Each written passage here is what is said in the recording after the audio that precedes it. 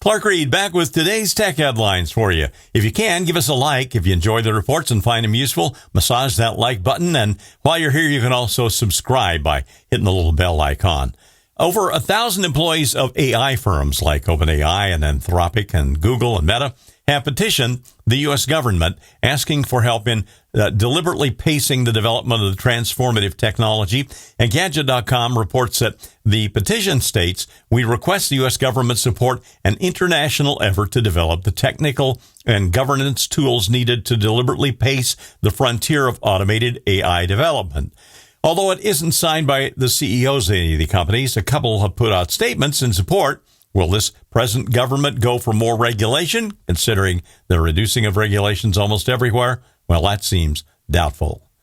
Even as we see stories that claim robo-taxis are safer than human-driven vehicles, issues keep popping up that would not happen with a live driver.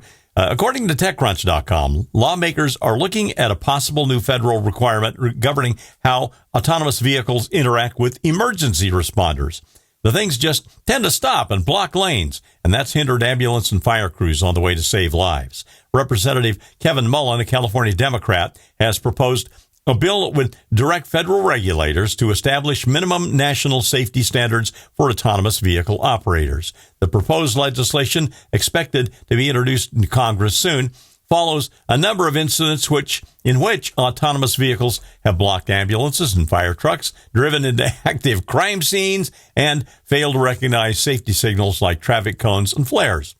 Being in the San Francisco Bay Area, where Waymo and Zoosk are regularly fielding sizable fleets of autonomous vehicles on the streets, I've seen a number of stories on the news, including ones where multiple robot vehicles have just stopped and they've jammed things up for a lengthy period of time.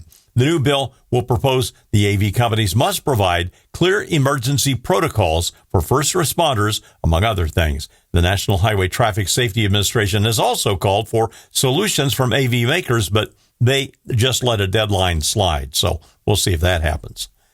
DoorDash Airlines is ready to take off. Well, okay, maybe not airlines, but they have been cleared under Part 135 of the Air Carrier Certification Act by the FAA. Now, Mashable.com says DoorDash is preparing to launch their in-house drone program, which is named DoorDash Air.